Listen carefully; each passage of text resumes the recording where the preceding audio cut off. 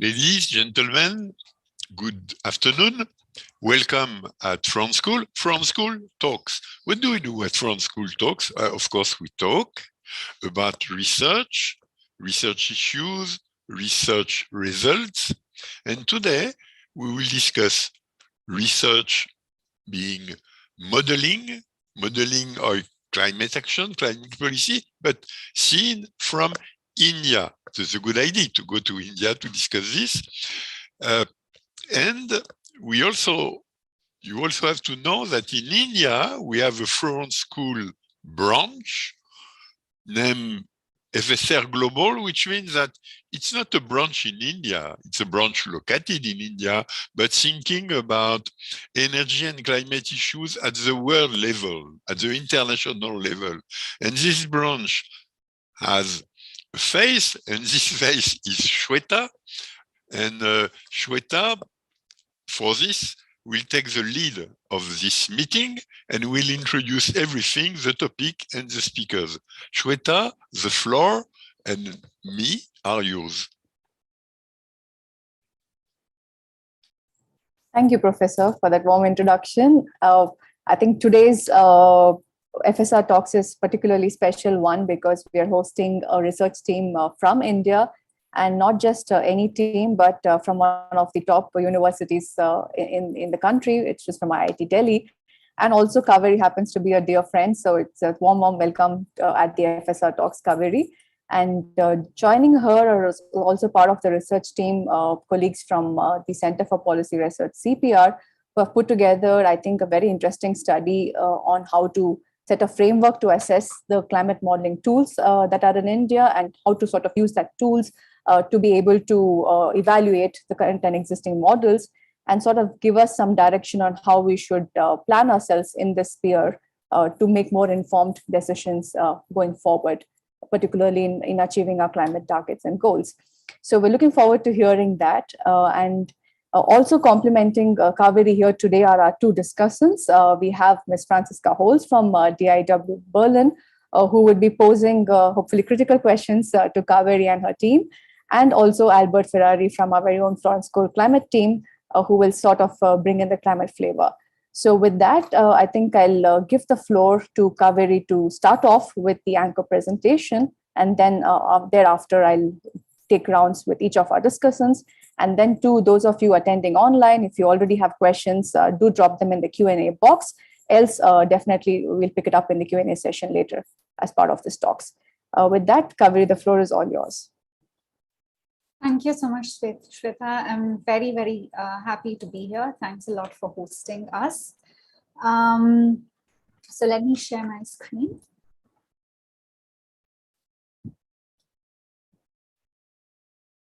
Right. So, as Shweta mentioned, I will be talking about a framework for unpacking India's climate policy modeling tools. And this is work that we have done as a joint project with Dr. Aman Srivastava, Dr. Iychettira, and Professor Navroz Dabash, who are of which Dr. Aman Srivastava and Dr. Iychettira are here on the call as well. And I also thank very much inputs from Vishwa Kannan and Mandakini Chandra. With that, let me begin.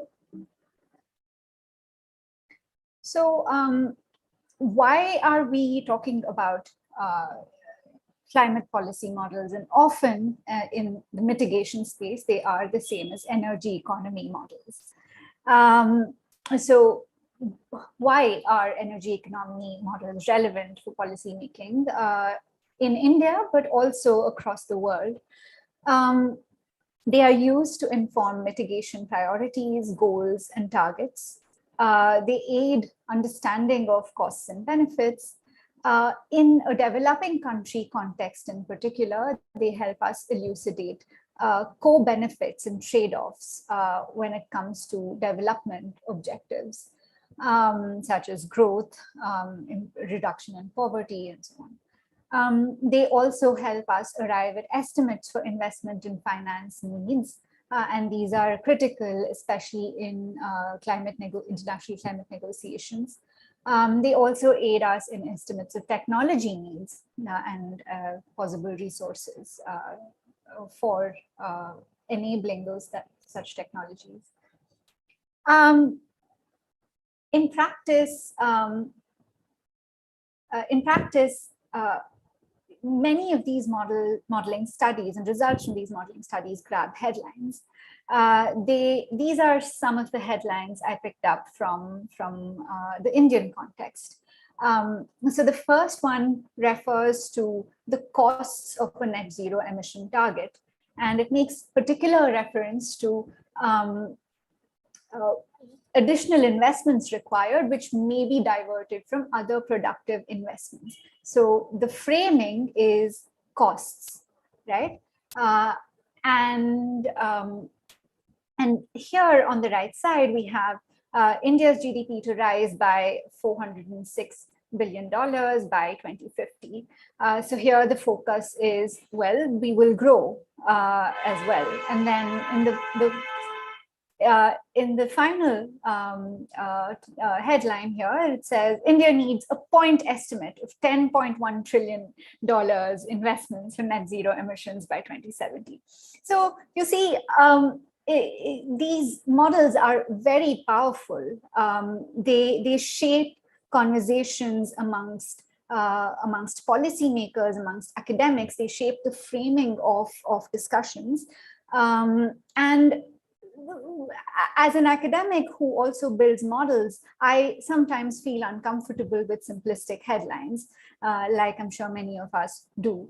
And so we are trying to change that conversation a little bit with this initiative. So to dive a little deeper into some problems with the design and use of modeling studies, policymakers have to deal with conflicting outcomes and implications from different studies. And often, they wonder, it is important to ask, are they answering relevant questions? If the biggest question today is about energy independence, do the models refer to that or speak to that?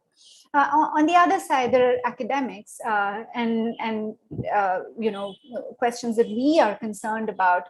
Are they, how valid are these models? How suitable are they for the purpose they're intended for? How is their framing limiting? How do they handle uncertainty, which is very important when we're going so far into the future? So the objectives of our initiative are, firstly, in terms of substance, to assess, compare, and interpret the results of various modeling studies. We hope that this will lead to an informed and measured communication and use of modeling studies. And this is aimed not just at fellow academics, but more importantly at policymakers, journalists, and the concerned citizen.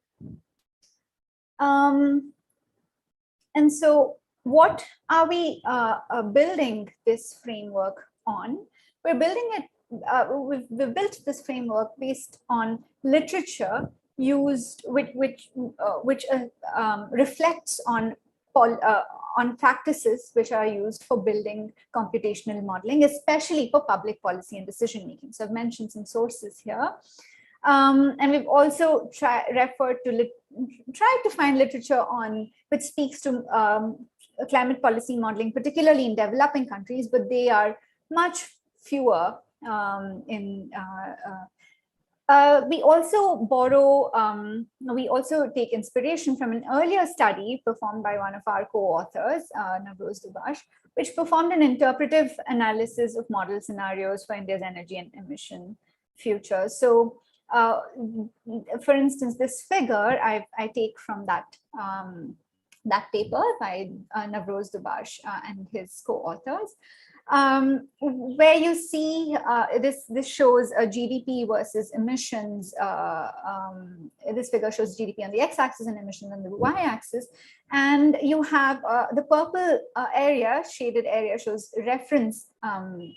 Sorry, the blue shaded area shows reference scenarios, and and the purple area shows policy scenarios, and you see a wide range of uncertainty in these modeling estimates or projections. Also, yeah, note that the axes don't start from zero. Ongoing policy landscape and relevance of modeling output. So we not only look at best practices for modeling, but also look at our own, use our own understanding of what policymakers are concerned about, what is in the political conversation these days with relation to our strategy for mitigation and managing climate change. And what are our key outputs? We want to present fact sheets per modeling study. And these fact sheets would comprise of an assessment. Are the models and scenarios transparently described and justified for their stated purpose? How do the results compare with those of other similar studies? And what are the implications for academics and policymakers? We also, in the future, would like to present an inter-model comparison and interpretation where again, we talk about, what are the major drivers of emissions amongst these studies, what structural modeling artifacts maybe are driving some of these results. So what are implications for future modeling studies? What are the key uncertainties and ensuing, vulnerabilities or opportunities for designing policy strategies? So let me deep dive into each of the elements of the fact sheet. Our first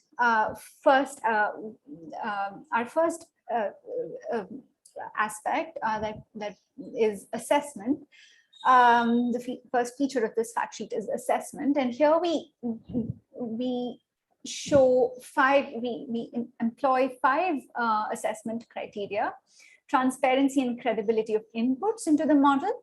And so here we check whether there is adequate empirical basis, especially for past trends or where projections are justified in case there be future trends.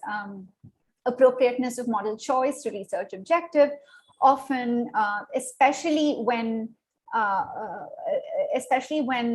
lot of the research is driven through policy briefs and not necessarily peer-reviewed literature.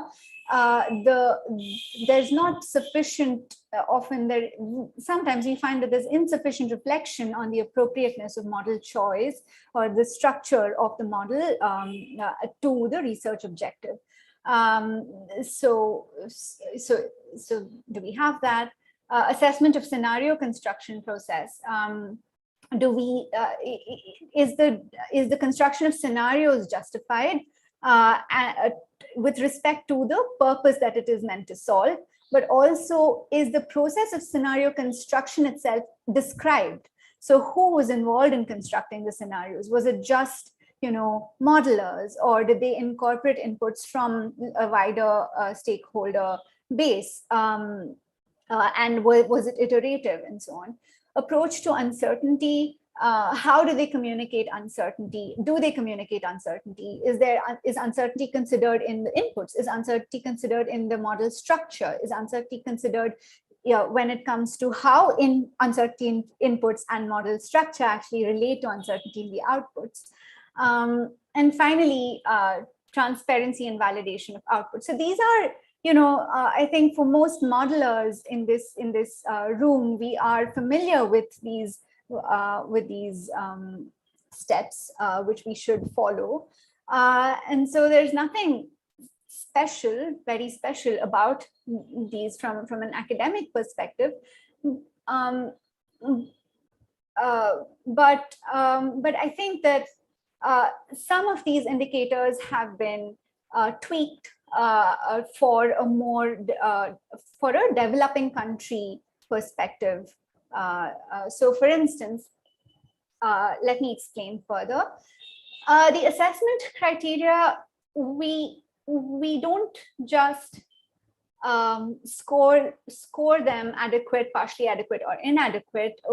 We give this without basis, naturally. We give this we give such an overall assessment score based on sub-criteria, which we define here. I will be quick. The sub-criteria are, so for instance, we divide or break down each of these assessments into questions to which we can answer yes or no. And this is not always simple, of course. So we try and justify as clearly as possible why we say yes and why we say no. And when there is, a judgment that we have made, which, maybe the authors might not agree with, we also mention whether we also acknowledge that there may be justifications for our evaluation being different. So these are some of the questions, and maybe we can go into this in detail during the question answer session. A comparison, we also present a comparison of each model's study results with other models. So here, for instance, we have anonymized the modeling studies because we're waiting for feedback from the modelers as well for our fact sheet. So we're requesting them to review our assessments. But here we see how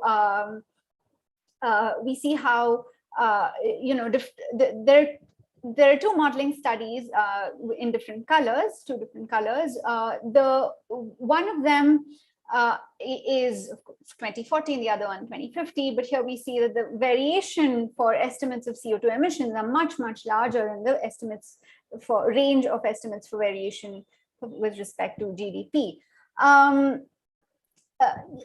This already, this tells us, okay, what should we look for next? What factors are driving this large uncertainty in emissions, but also why not greater range? Why not a greater growth range in the GDP as well? So these are some of the indicators we want to compare across models, but we hope that through these comparisons and through such figures, we unearth drivers of uncertainties, magnitudes of uncertainties, and their impacts on key outputs. So such a comparison and the earlier assessment leads us to interpretation. So how much can policymakers then take away from these modeling studies for particular policy relevant questions? So what does this say? What does a particular model say for development pathways? For instance, one issue we've noticed is that there are implicit assumptions about development, macro structural assumptions, we call them. So is it a service-led growth? Is it manufacturing-led growth? And most models assume high growth rates, high sustained growth rates for several decades with service-led growth. And that there is limited historical precedence for that kind of assumption. So in this part of our framework, we hope to bring surface such assumptions. Energy transition pathways. So what does the study imply for sectoral energy needs, institutional needs, or other enabling conditions? Emissions, how robust are the emissions estimates? What do they imply about policy strategies?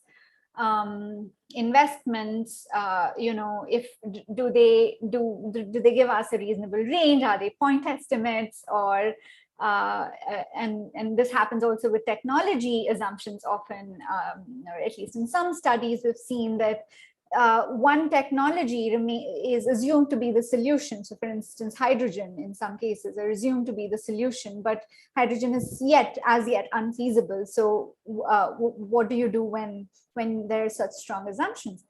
Equity and justice. So does the study explore variations in economic outcomes? Although most models don't disaggregate their economic consequences or implications, these are the first questions that the policymakers ask, right? What will happen to a certain state if coal stops, if coal generation ends in a certain state?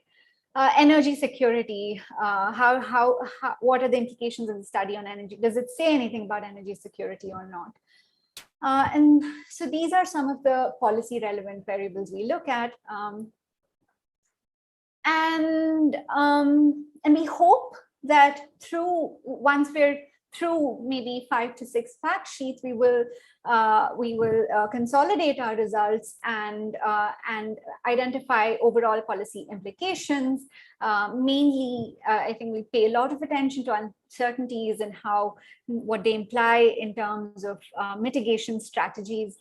Analyze implications on development co-benefits, impacts of model structures on policy recommendations, and therefore also future avenues for modeling approaches. How can we build better models, perhaps designed for better designed for issues that developing countries face? For instance, informal workforce is more than 80% of our workforce in India, for instance, and they are not considered in these models. Social equity as well. So next steps, we will be launching a website with the fact sheets for 3 modeling studies in the next month. We will also plan to analyze and incorporate modeling studies as and when they're released. We'll analyze implications for future modeling, for policy, and for future modeling methods from our model comparison and review. Explore maybe relevance to other developing countries. Do we find this to be common elsewhere? Can we work together? And conduct workshops for outreach and engagement. So with this, I will stop, and thank you for your patience with my slightly longer than expected talk. And back to you, Shweta. Thank you so much, Kaveri. I think for those of us who are new to the modeling sphere, it was quite interesting to see the amount of details that go in designing a model. So before, probably I have my own set of questions, but I will give the floor first to the discussants to pose theirs.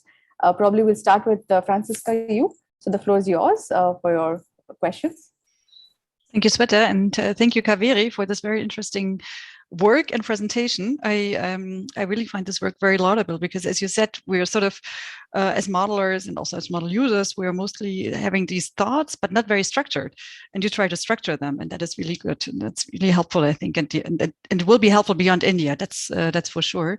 So you should try to sort of publish that to a broader community as well.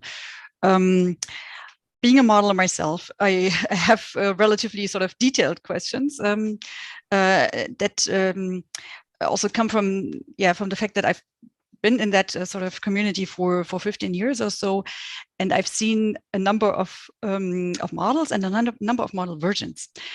So that's actually a question that I would have. If you sort of evaluate and assess a model, that is not a static thing, and a model that lives, right?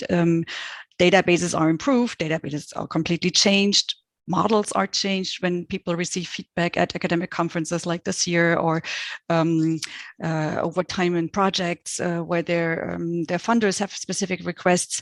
So how would you want to deal in the long run with a thing like version control, versioning of databases and of models? And that maybe to some extent related to my second question.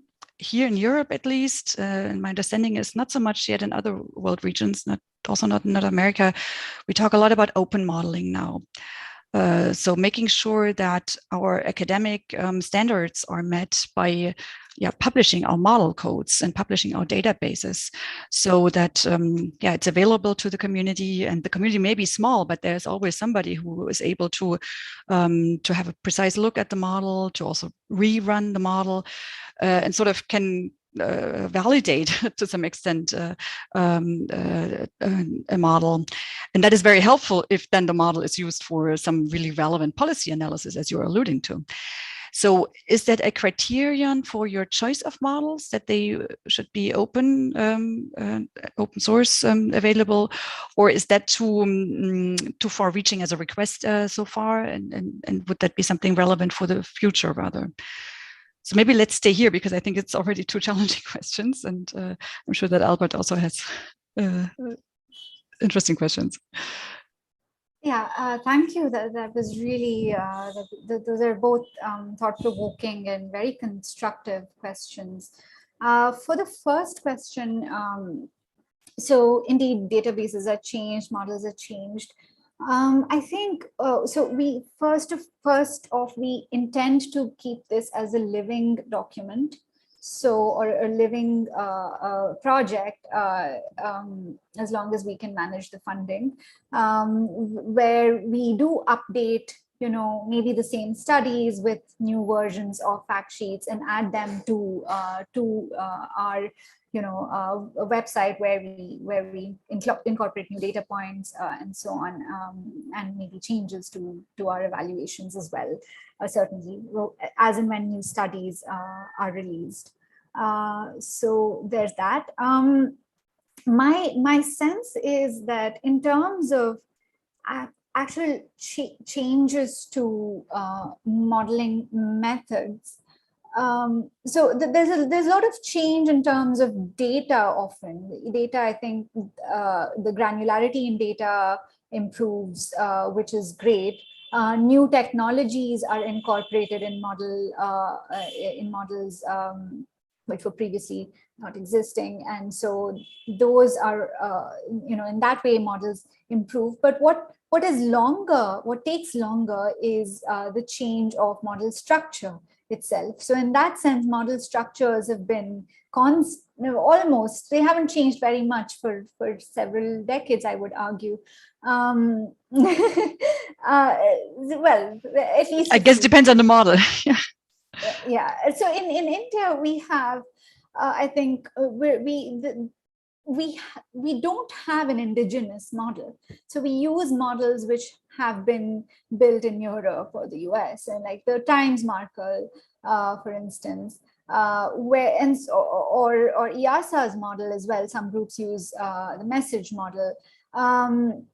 And so in that sense, when modeling structures change in Europe, then changes happen here as well.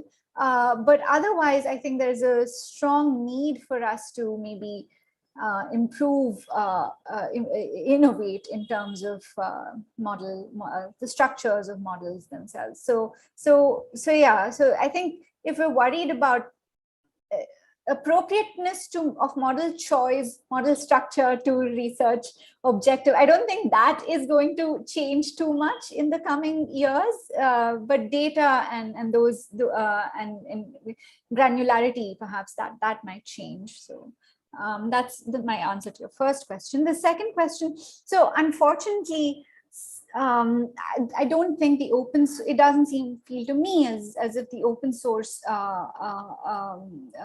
revolution, if I may call it, is so strong in India.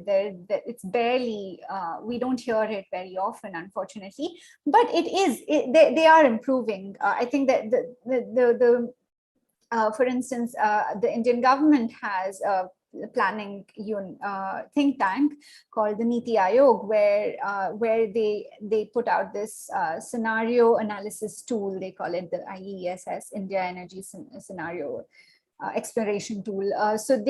Which was completely open source. So in that sense, some groups are pushing ahead and making it open source.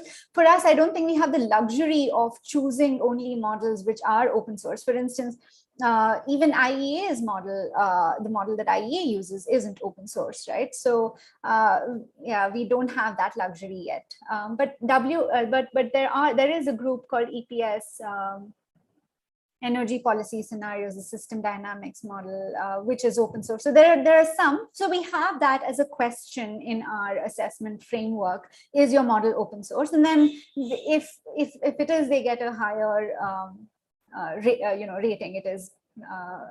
It becomes, the model structure and transparency becomes adequate in our framework.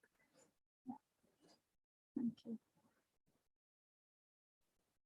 Thank you for those questions. They're very helpful. We will think about, especially about version control. I think that's an important question as we go ahead. Thank you. Franziska, would you have any follow-up questions? Or I do have other questions, but I'm not sure if I should. Sure, you do have the time. Yes. Okay, then maybe one more.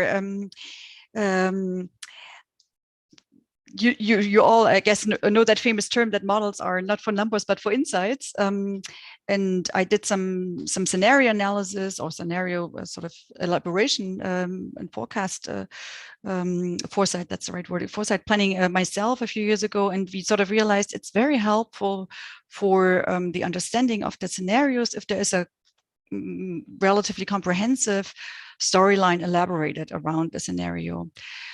So I wonder, since you also want to look at specific scenarios done and sort of published with the model, if you also look at that level of detail and of elaboration of storylines, not all, in particular, the sort of sector-specific models, energy sector-specific models, may have a storyline about the societal development until 2050 around them, or may have a storyline around technology development. But and yeah, I think that this is actually, when it's done, it's very helpful to also check the plausibility of a scenario, which is what you want to do, of course. But I think if the more elaborated the scenarios are, and also in terms of background, societal background that they assume, the easier that elaboration, that assessment actually is. So I wonder if you have if you can give us some insights also on the models that you look at here. And maybe one last question, if I may. You mentioned uncertainty, and I wonder how relevant that actually is if you at the same time look at scenarios. My personal sort of experience with stochastic modeling, which is one tool to sort of address the uncertainty issue, is that the additional insight from using a stochastic model is not very big, and you get actually much more insight if you separate your deterministic scenarios. So if you use, or if you assess scenarios anyways of the different models that you look at, why would you downrate them, let's say it this way, if they don't address uncertainty specifically? Because they do address it if they do several scenarios. So let me stay here.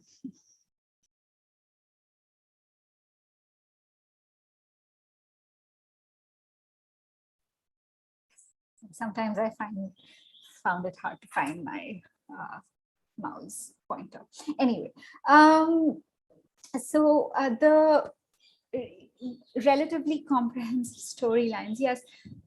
I think we, so in the questions that we have for assessment of scenario construction process, we ask if the rationale for scenarios is explained, if the process for developing scenarios is explained, and if alternative, so we call them alternative socioeconomic pathways, are explained. Now, I think that again here the level of detail is not specific. We don't ask to what extent is the rationale explained. I think that's something we make a little bit of a judgment on based on the description. So we force ourselves to be binary a little bit, just to to maybe increase clarity in what we're trying to say, but sometimes that also forces us to not look at nuances. So anyway, so we don't we don't go into exactly how much detail the scenarios are explained in. But perhaps that's something we should consider in our explanation. So not in our binary indicators, but certainly in our explanations. And how does it relate to plausibility? Now, I think that, like you mentioned, allowing us to explore possible futures. And this is always a difficult question: what is possible, what is plausible, and so on. But so at this stage, we're not going into becoming too judgmental about plausibility. One reason is that we also don't want to limit I think that as long as the justifications for certain scenarios are present, we don't go too much into being judges ourselves about the plausibility of the scenarios yet, just so that we're not inhibiting creativity of the modelers.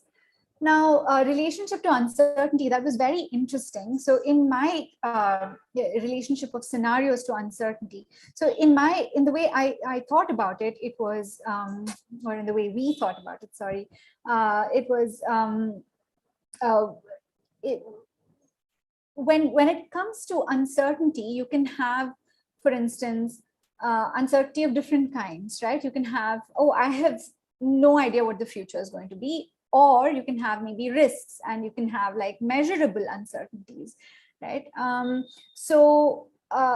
But you, in each scenario, you can also have uncertainties, right? So how do you, so scenarios, for instance, are closer to, they are closer to helping us answering the question we pose right at the top, and hopefully the uncertainties we identify, high impact uncertainties, would feed in to those scenarios in a way that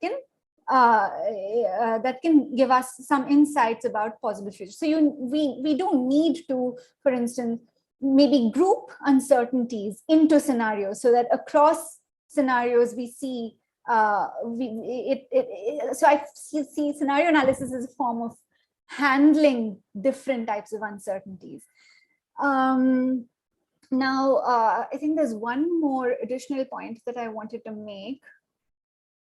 Yeah, for instance, in one of the studies we had, the policies and technologies were mapped onto the same scenario. So, there was the implicit in that was the assumption that if you had a certain policy, the technology would also develop in a certain way. Right. And so, but there's uncertainty related to both. There's uncertainty related to how policy would lead to technological change and how technology would change by itself. So putting policies and technologies together in the same, grouping them together and for each scenario means that you're leaving out, or you're not looking at how whether a policy actually leads to that technological change or not. Right. So in that sense, I think it's important to keep these two elements separate. But if maybe my colleagues might want to add something on this topic, on these questions.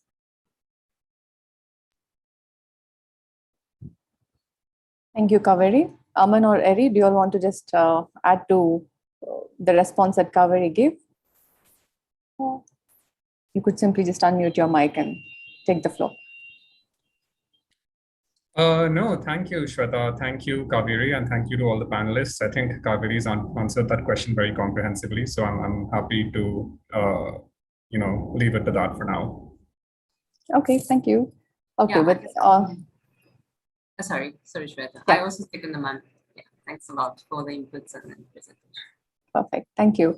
So probably we'll go to the next discussant, Albert, who will question us a bit more on some of the intricate details coming from climate. Just a heads up, there's a fire alarm buzzing above me. So in case I disappear, Nicolo will take over. So yeah, sorry for this uncertainty as well, which we couldn't factor in, but the floor is yours, Albert. Thank you, Shweta. Thank you, Kaveri, for the presentation. I'm not a modeler per se, so I really enjoyed reading your framework, listening to you today. Everything was clear, and yeah, your presentation and your work really makes the assessment of modeling understandable to a wider audience, and that's your target. And it's really important. So, I mean, the question I had were overall on, your contribution rather than only on climate. But my first was on how do you plan to select the different models you're going to assess?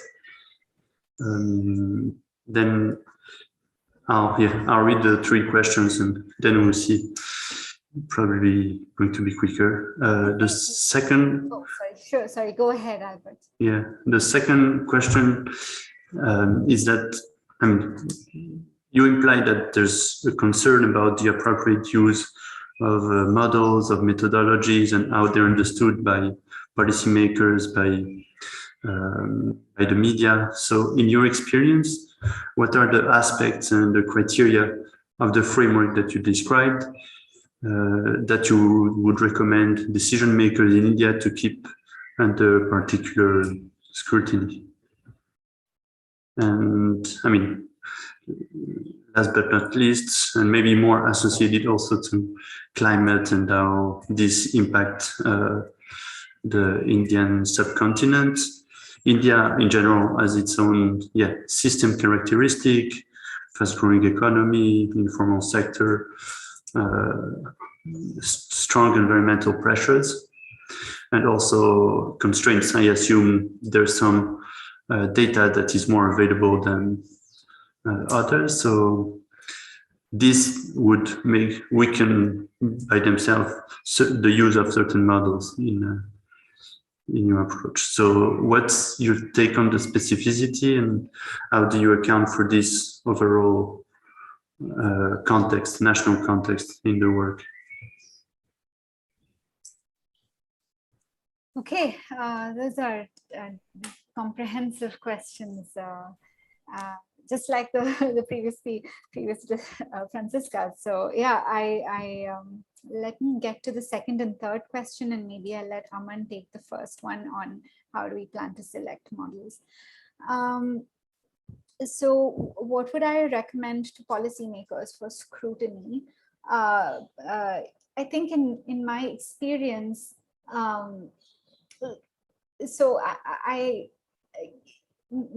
in my experience of being in rooms where models are, which is rooms where modelers are not the main the key participants or the most number of participants, the feeling I got in the way the people spoke about models is that models are very powerful. You know, we need models. We need models to tell us what is going to happen, right? So, for instance, is this strategy going to be a quantitatively based strategy, or is it just going to be, you know, just words?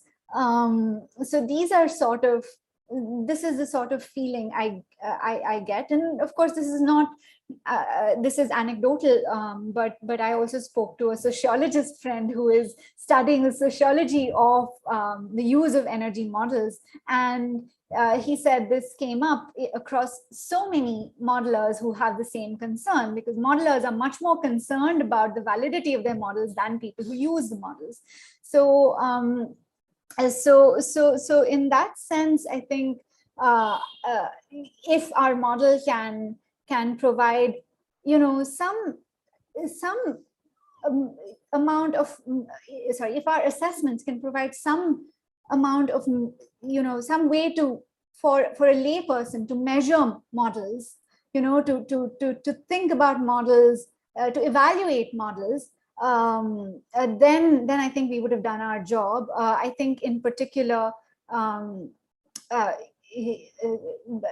in particular, for instance, yeah, the reason I'm focusing on uncertainty is because models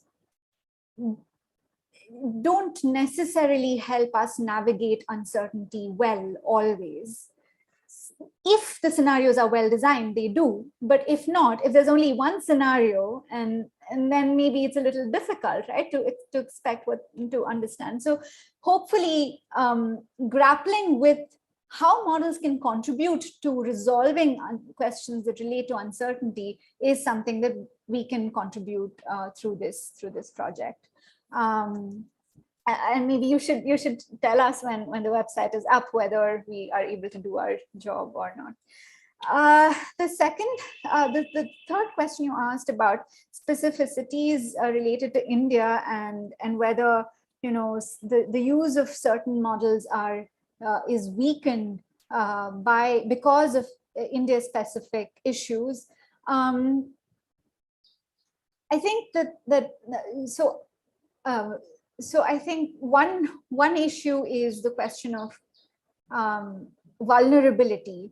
I don't think that the most models are developed assuming that there will be a 1.5 degree temperature increase, and then based on that they see what is the cost-effective way of achieving a certain mitigation target.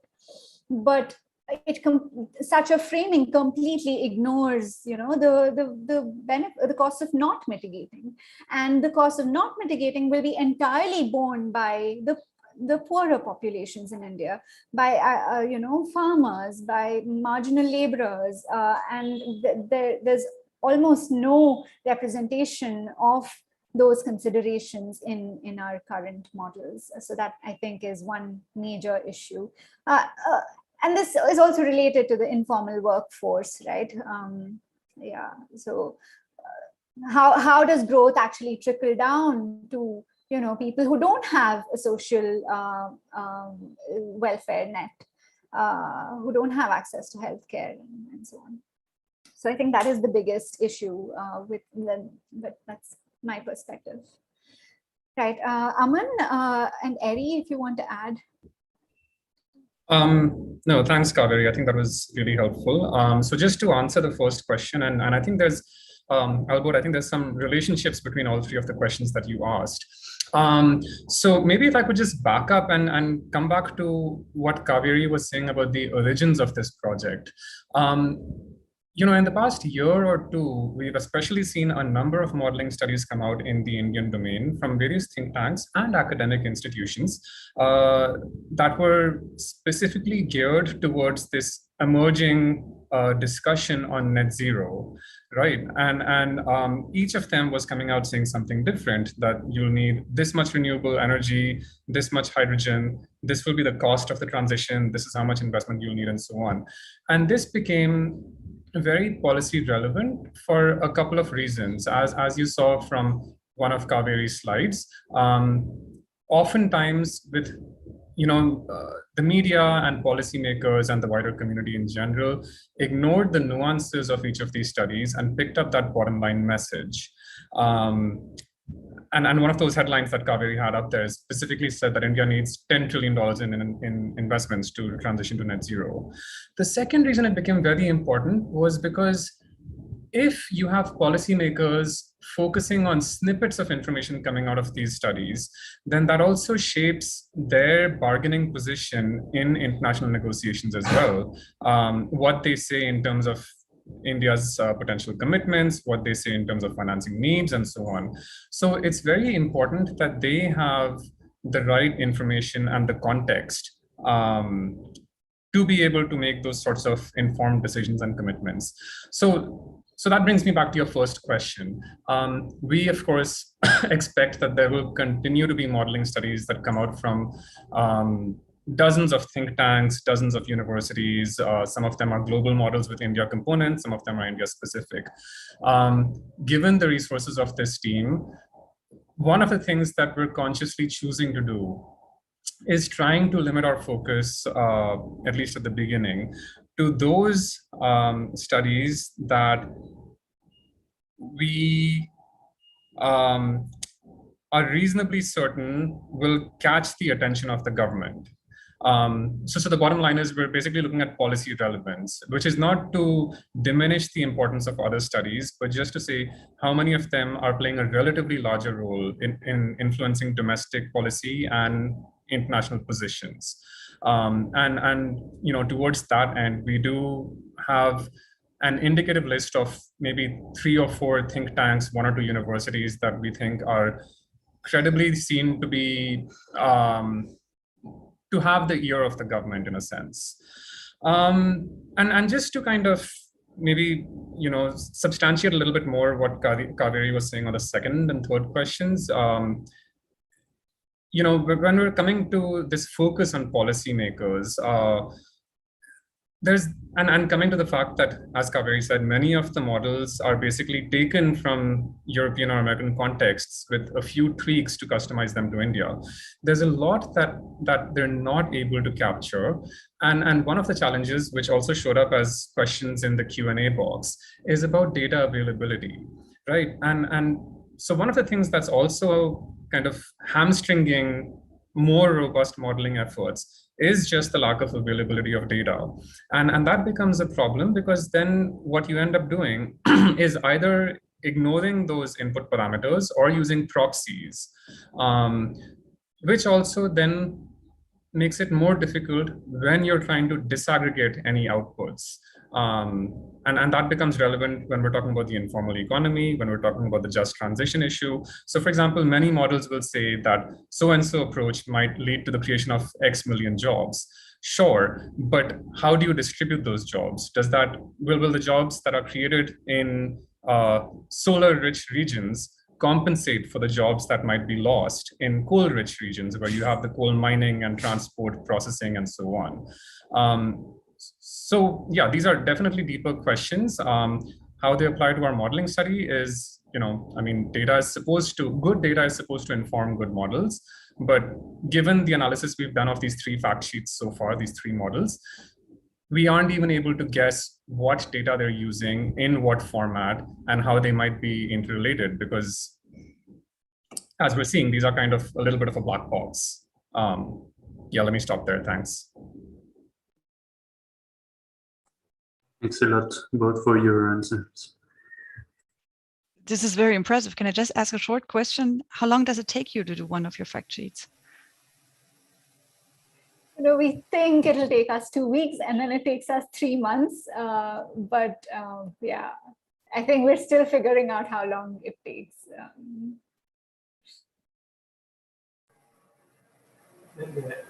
Yeah, I think it's taken us about 6 months to do about 3 of these sheets so far on average. But our kind of pace has improved over time as we've kind of learned along the way. So thank you. Actually, the fire alarm is ringing in the premises of Shweta, so I will try and take the floor. Let's see what the audience ask you. For instance, there was a question by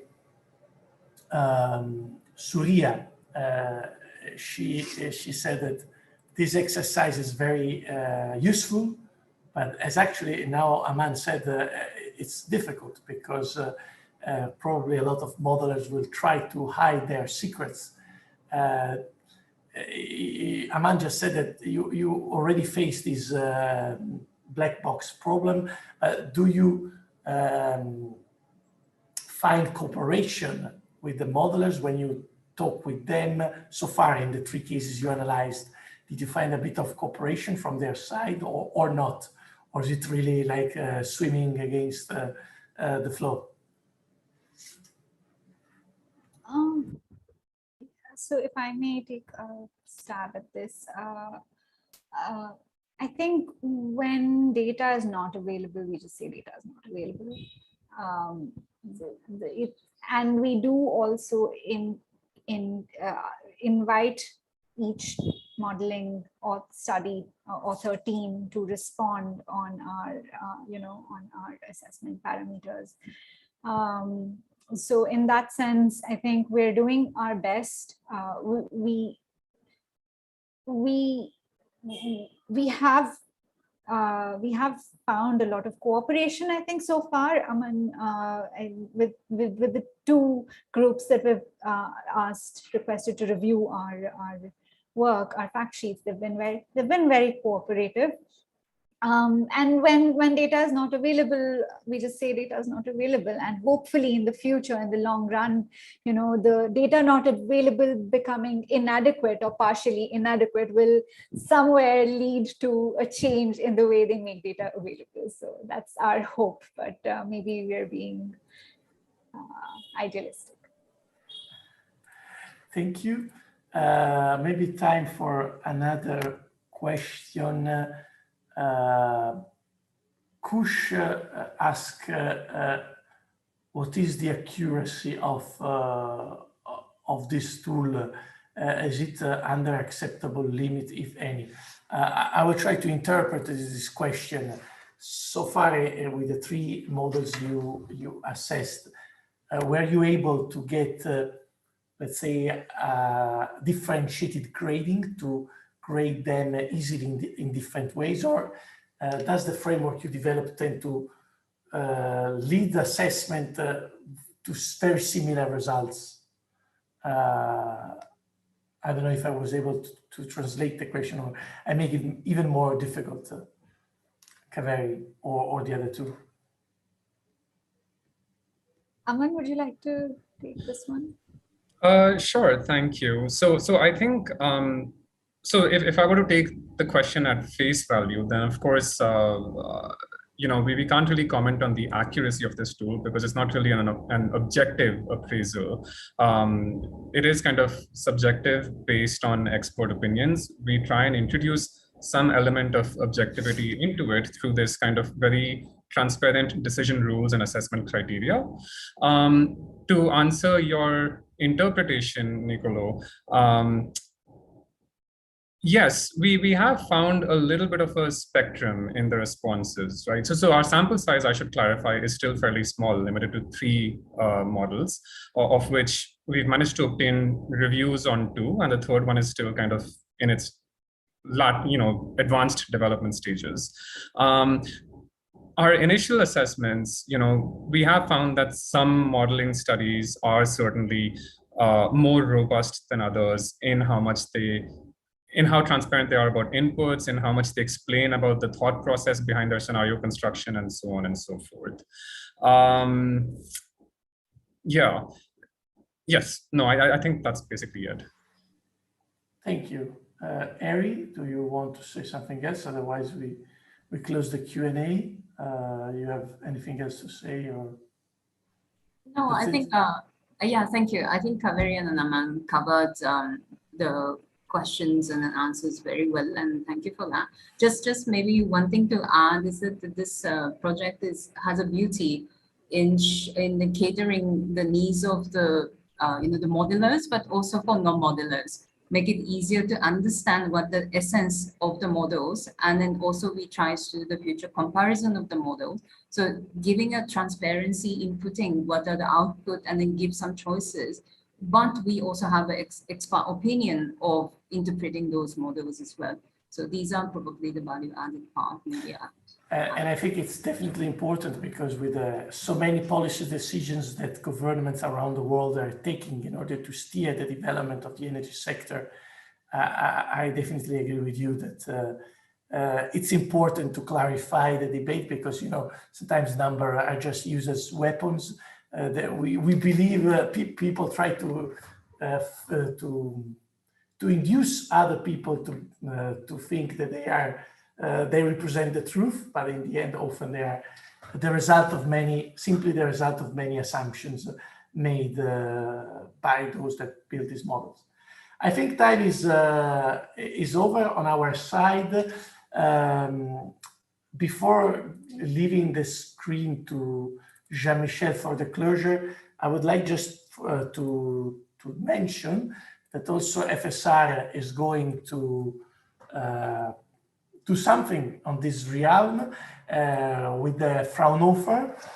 We run a summer school every year on energy systems with a touch on modeling.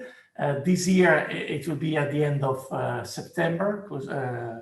At the end of September, it will be a 4-day school, and we will try to combine some classes about modeling pieces of the energy system with some classes on the recent developments on European energy policy and regulation.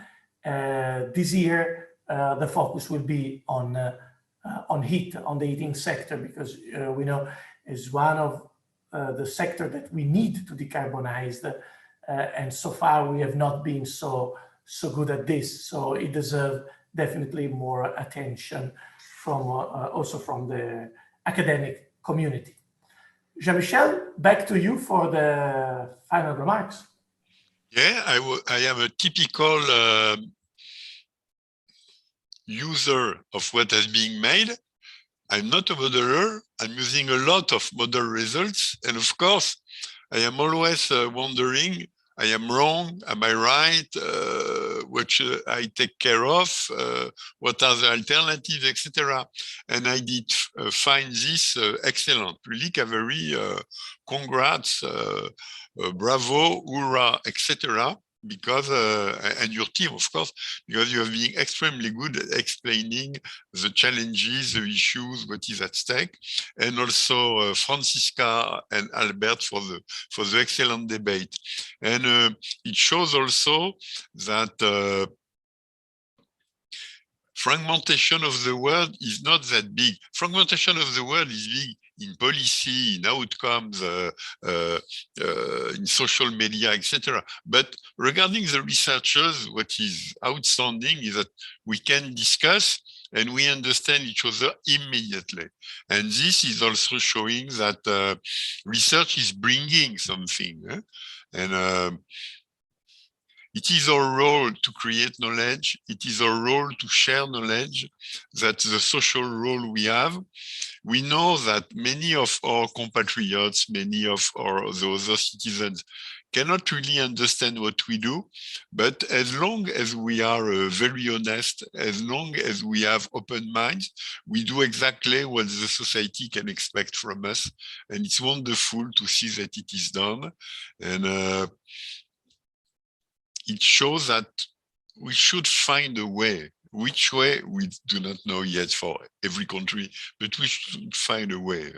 It is a key challenge for humanity, energy challenge and climate challenge, both, because we cannot forget that too many people do not have access easily or in an affordable manner to energy, and therefore they cannot get the productivity of their work, or they cannot get the welfare they deserve. But we see that we will find something, and we see that the young generation, not mine, the generation of people being younger, and we see that in the younger generation, the gender mix is much better, by the way, and also the diversity mix is much better. It shows that we are going in the right direction. That's what I would like to say as a white man being over 70. I'm not only I'm only beyond 50, I'm beyond 70. That's it. And with this, we will close also the series, right, Jean-Michel? We will close it. Unfortunately, I cannot do it in June. May and June are months we are far too busy. I'm unable to do it in June, so we will resume in September. I wish you a good summer.